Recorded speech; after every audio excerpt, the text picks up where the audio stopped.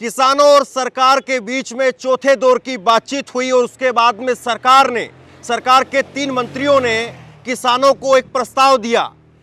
3 दाल की फसलें और उसके साथ में मक्का और कपास की फसलों पर सरकार 5 साल के लिए एमएसपी देने के लिए तैयार थी। लेकिन इस वक्त में जो खबर आ रही है, बड़ी खबर, एसकेएम संयुक्त किसान मोर्चा ने इस प्रस्ताव को रिजेक्ट कर दिया है। और इसके साथ साथ गुरनाम सिंह चड़ूनी, हरियाणा के किसान नेता, बड़े किसान नेता हरियाणा के, उन्होंने अपनी तरफ से कहा है कि अगर एमएसपी केवल पंजाब के किसानों को दी गई तो हरियाणा का किसान भी उठ खड़ा होगा और हरियाणा का किसान अपनी लड़ाई लड़ने के लिए बॉर्डर पर दिल्ली कूच करेगा। तो बड़ी खबर इस वक्त की, और एक तरह से सरकार को झटका लगा है और ये महज 24 घंटे के अंदर तस्वीर बदलती हुई नजर आ रही है। 24 घंटे पहले कल शाम 8 बजे सरकार के तरफ से केंद्रीय मंत्री, कृषि मंत्री अर्जुन मुंडा, पीयूष गोयल और नित्यानंद राय वो चंडीगढ़ पहुंचे। करीब 4 घंटे की बातचीत चली और बातचीत के बाद में जब किसान नेताओं से मुलाकात करने के बाद, बातचीत करने के बाद जब तीनों मंत्री बाहर निकल करके सामने आए तो उन्होंने कहा कि हम फसलों के ऊपर एमएसपी देने के लिए तैयार हैं, लेकिन फसल जो होंगी वो गेहूं और सरसों नहीं होंगी, बल्कि मक्का, कपास और दाल की 3 किस्म की फसलें, उड़द की दाल और अरहर की दाल, और ये फसलें जो हैं वो उन पर एमएसपी देने के लिए सरकार 5 साल के लिए तैयार हो गई। सरकार ने कहा कि पंजाब के अंदर वाटर लेवल नीचे जा रहा है, इसलिए आप दूसरी फसलें उगाइए।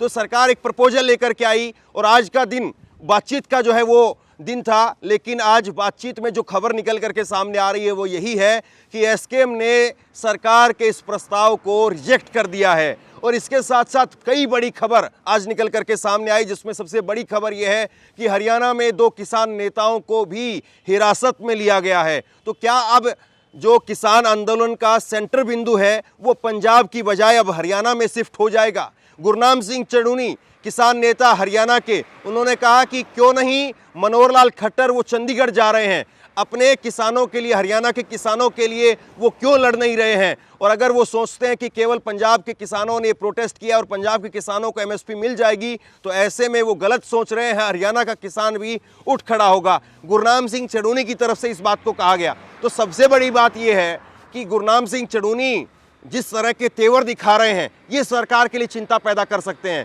क्योंकि गुरनाम सिंह चड़ूनी अभी तक इस आंदोलन के अंदर हिस्सा नहीं थे, बाहर से समर्थन कर रहे थे लेकिन वो हिस्सा नहीं थे। लेकिन गुरनाम सिंह चड़ूनी की तरफ से ये कहा जाना, और इसके साथ साथ एक बड़ी खबर हरियाणा से और निकल करके सामने आई, जहां पर 2 किसान नेताओं को हिरासत में ले लिया गया।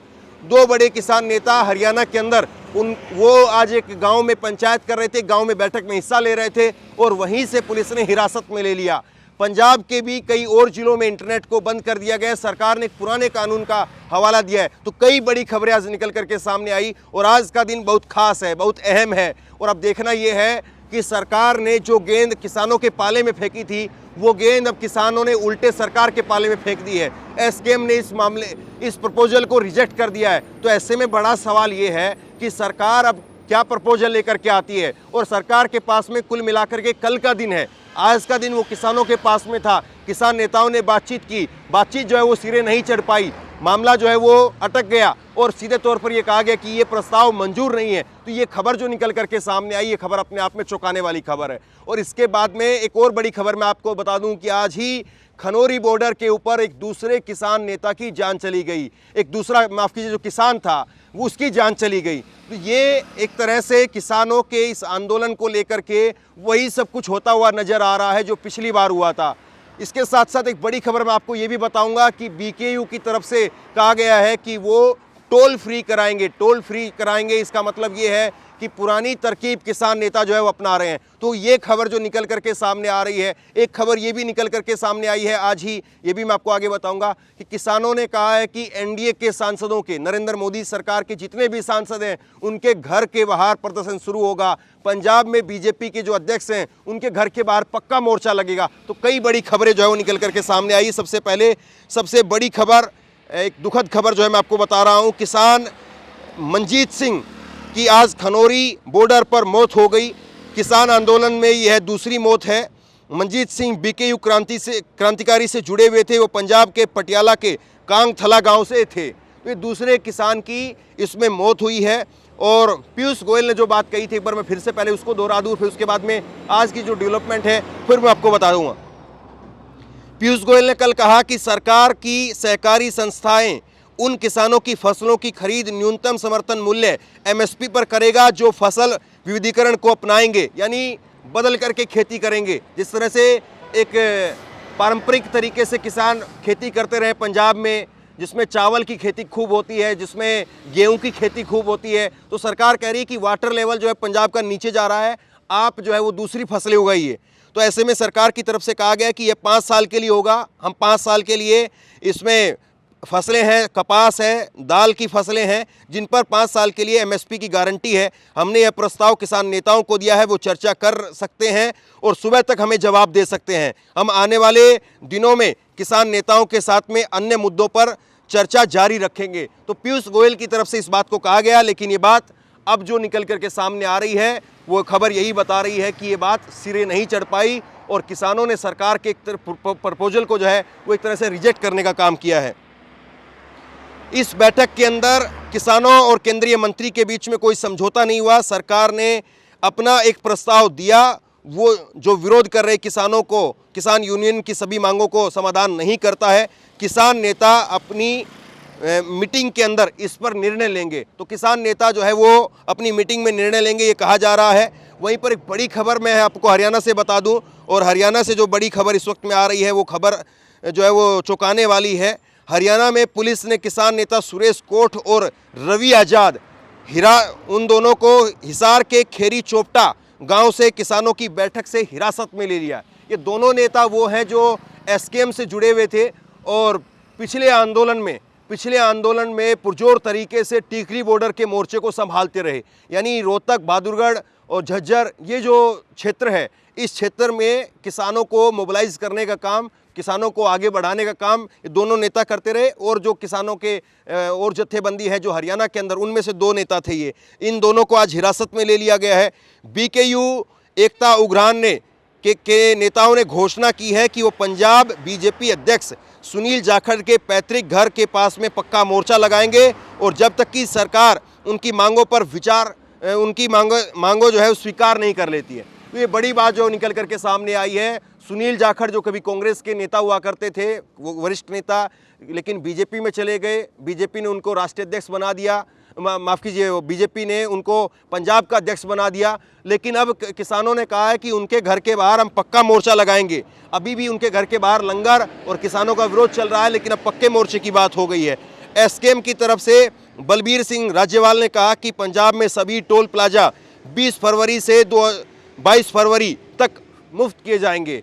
तो ये किसानों ने एक तरकीब निकाली है। जिस तरह से पिछले किसान आंदोलन में हमने देखा कि किसानों ने कहा कि अगर आपको हमारे आंदोलन की वजह से जो पुलिस ने सड़कें बंद की है, सड़कें जाम की है और आपको घूम करके आना पड़ता है, ऐसे में आपका 200-300 रुपये का पेट्रोल ज़्यादा लगता है, तो हम सारे टोल फ्री करा देंगे। और टोल फ्री कराने का आपको फ़ायदा ये होगा कि आपका 200-300 रुपये जो पेट्रोल में ज़्यादा जा रहा है वो टोल से आपको बच जाएगा। तो ये किसान पुरानी तरकीब जो है वो लेकर के आए हैं। संयुक्त किसान मोर्चा एसकेएम ने घोषणा की है कि 21 फरवरी को सभी एनडीए सांसदों के घर के सामने प्रदर्शन किया जाएगा। यानी नरेंद्र मोदी सरकार के जितने भी सांसद हैं उनके घर के सामने प्रदर्शन किया जाएगा। एसकेएम ने यह कदम 2 दिसंबर 2021 को उनके साथ में किए गए समझौतों को तत्काल लागू करने की मांग को लेकर के उठाया है। तो ये एक तरह से पिछली तरकीब जो पहले किसान आंदोलन में हुआ, वही किसान जो है वो दोहराने का काम कर रहे हैं। पिछली बार भी यही हुआ था कि चाहे अंबाला के अंदर हो, चाहे और दूसरी जगह पर हो, चाहे अनिल विज हो, हरियाणा के जो गृह मंत्री, उनके घरों के बाहर जो है वो विरोध करने का तरीका जो है किसानों ने अपनाया।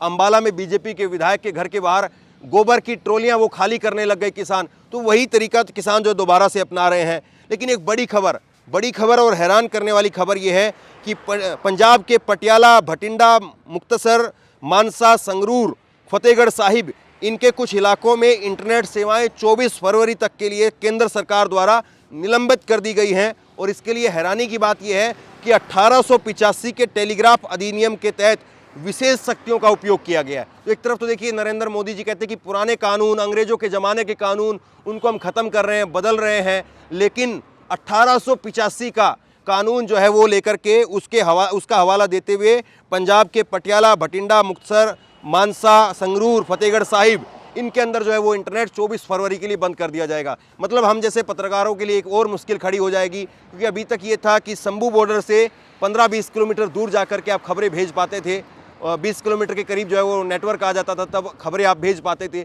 लेकिन अब फतेहगढ़ साहिब, जो कि पटियाला और फतेहगढ़ साहिब का वो क्षेत्र आता है जहाँ पर शंभू बॉर्डर से जो है बाहर निकल कर हम लोग नेटवर्क से आप तक खबरें पहुँचाते थे, वहाँ पर भी इंटरनेट बंद हो जाएगा। तो इसका मतलब ये हुआ कि 20 किलोमीटर की जगह हो सकता है कि 60-70 या 100 किलोमीटर दूर जाना पड़े। तो ऐसे में सोचिए कि खबरें जो है वो लोगों तक ना पहुंचाई जाए, क्या ये उसकी पूरी कवायद हो रही है। और दूसरी सबसे बड़ी बात ये है कि जिस तरह से हरियाणा में इस वक्त में चिंगारी लग रही है, तो ये सरकार को बड़ा नुकसान पहुंचा सकती है, क्योंकि पंजाब के अंदर सरकार को कोई बहुत नुकसान वाली बात नहीं है। पंजाब में केवल और केवल इतनी बात है कि पंजाब में अगर नुकसान होगा तो 1 या 2 सीट का नुकसान हो सकता है, क्योंकि पंजाब में अभी भी एक गुरदासपुर की सीट है, सन्नी देओल की सीट है जो बीजेपी के खाते में, दूसरी चंडीगढ़ की सीट है। चंडीगढ़ में अनुपम खेर की पत्नी, केंद्र शासित प्रदेश है वैसे चंडीगढ़, लेकिन वहाँ पर बीजेपी की सीट है, बीजेपी की सांसद है वहाँ से किरण खेर, वहाँ से अनुपम खेर की पत्नी वो सांसद है। तो ऐसे में पंजाब में कोई बहुत ज़्यादा राजनीतिक तौर पर नफा नुकसान जो है वो बीजेपी को नहीं होगा। अकाली दल से अभी गठबंधन नहीं हुआ है, और अकाली दल से गठबंधन भी इस किसान आंदोलन की वजह से रुक गया था। तो ऐसे में जो नुकसान होगा, जो बड़ा नुकसान होगा, वो हरियाणा में हो सकता है, क्योंकि हरियाणा में 10 लोकसभा की सीटें हैं और 10 की 10 सीटें वो बीजेपी के खाते में है। यहाँ तक कि भूपेंद्र सिंह हुड्डा, उनके लड़के हैं दीपेंद्र सिंह हुड्डा, जो कि सांसद रहे रोहतक से, और वो भी हार गए थे इस बार, उनको भी बीजेपी ने हरा दिया था। लेकिन अब सवाल यही है कि अगर ये आंदोलन पीक करता है, अगर ये आंदोलन पंजाब की तरह से हरियाणा में भी तेजी पकड़ता है, तो उसके बाद में हरियाणा में जो नुकसान होगा, अंबाला में, कुरुक्षेत्र में, कैथल में, करनाल में, पानीपत, सोनीपत, फिर उसके बाद में रोहतक, हिसार और झज्जर, और उसके बाद में रेवाड़ी बॉर्डर पर भी, राजस्थान बॉर्डर पर भी जो है वो बैरिकेड लगाए जाते हैं, वहाँ पर भी जो है वो किसान अब राजस्थान से भी चल रहे हैं। तो ऐसे में एक बड़ा नुकसान बीजेपी को राजनीतिक तौर पर जो हो सकता है वो हरियाणा में हो सकता है। 10 सीटें हैं, बीजेपी के लिए खोने के लिए वहाँ पर कुछ नहीं है, और कांग्रेस के लिए सब कुछ पाना ही पाना है वहाँ पर। और ऐसे में अगर ये विरोध हरियाणा में होता है तो बीजेपी को वहाँ पर एक बड़ा झटका हो सकता है। और दूसरी तरफ जो है वो पश्चिमी उत्तर प्रदेश के अंदर सिसोली में राकेश टिकैत, वो भी झंडा बुलंद कर दिया। राकेश टिकैत ने सिसोली के अंदर पंचायत की, और उस पंचायत में कहा कि अब सिसोली का ट्रैक्टर भी, सिसोली के किसान भी वो इंतज़ार कर रहे हैं, और जैसे ही एसकेएम की तरफ से कॉल दी जाएगी, एसकेएम की तरफ से, संयुक्त किसान मोर्चा की तरफ से बुलावा दिया जाएगा, तो उसके बाद में हम यहाँ से अपना जो किसानों का जो जत्था है वो दिल्ली की तरफ रवाना कर देंगे, और ट्रैक्टर जो है वो दिल्ली चलेगा। और इसके बाद में बड़ी बात उन्होंने कही कि उन्होंने कहा कि अगर पहला ट्रैक्टर चलेगा तो टिकैत परिवार का चलेगा, टिकैत का चलेगा। अगर पहली गोली लगेगी तो टिकैत को लगेगी, अगर पहली कुर्बानी किसी की होगी तो टिकैत परिवार की होगी। तो ये मजबूती के साथ में। और दूसरी एक बड़ी बात ये भी है कि राकेश टिकैत पर जिस तरह से लगातार सवाल उठते रहे, राकेश टिकैत पर जिस तरह से आरोप लगते रहे, बीजेपी से नज़दीकियों के जो आरोप लगते रहे, तो ऐसे में राकेश टिकैत जो है वो हो सकता है कि अपनी मजबूती दिखाने के लिए भी वो पुख्ता तौर पर जो है और तीखे विरोध के साथ में इसमें आगे बढ़ें। और इसमें एक बड़ी बात यह है कि अगर पश्चिमी उत्तर प्रदेश में भी आंदोलन शुरू हो जाता है तो फिर उसके बाद में सवाल ये है कि जिस तरह से चौधरी चरण सिंह को भारत रत्न दिया गया, जयंत चौधरी को अपने खाते में किया गया, तो बीजेपी को क्या वो सब कुछ जो है वो उसका फ़ायदा नहीं होगा, बल्कि उसका बैकफायर जो है, उसका उल्टा जो है वो बैकफायर उसकी हो जाएगी, और बीजेपी को वहाँ पर पश्चिमी उत्तर प्रदेश के अंदर भी नुकसान होगा। तो ये सारी बड़ी बातें हैं। तो देखिए, कुल मिलाकर के अब स्थिति ये है कि कल शाम को इस वक्त में चंडीगढ़ में बैठक चल रही थी, और आज शाम को 24 घंटे के बाद में तस्वीर बदलती हुई नजर आ रही है। एसकेएम ने कहा है कि सरकार 5 फसलों के ऊपर हमें एमएसपी की बात कह रही है, लेकिन गुरनाम सिंह चढ़ूनी की तरफ से कहा गया कि सरसों की फसल पर, बाजरे की फसल पर भी एमएसपी दीजिए। अगर पंजाब का किसान उठ करके आया और आप पंजाब के किसानों को एमएसपी दे रहे हैं, तो हरियाणा का किसान भी उठ करके आ जाएगा फिर अपनी एमएसपी के लिए। फिर आप क्या करेंगे? और हरियाणा में सरसों की फसल और बाजरे की फसल वो प्रमुखता से होती है, आप उनको एमएसपी के दायरे में क्यों नहीं लेकर के आ रहे हैं? तो ये गुरनाम सिंह चढ़ूनी की तरफ से कहा गया। और इसका असर जो है वो आप कुछ इस तरह से समझ सकते हैं कि अगर इसका असर हो गया तो पुलिस के लिए इस वक्त में 64 कंपनियां करीब करीब तैनात हैं, जिसमें खनौरी का बॉर्डर है, जिसमें शंभू बॉर्डर है, और अलग अलग बॉर्डर हैं, जहां पर करीब करीब 64 कंपनियां तैनात हैं। तो ऐसे में सबसे बड़ा सवाल ये है कि ये 64 कंपनियां जो इस वक्त में तैनात हैं, और फिर हरियाणा में अगर आंदोलन उग्र हो जाता है, तेज हो जाता है, तो फिर अतिरिक्त फोर्स जो है वो बाहर से बुलानी पड़ेगी। और एक तरह से जो सरकार अभी तक हरियाणा में मनोहर लाल खट्टर की सरकार वो कहती रही कि आपको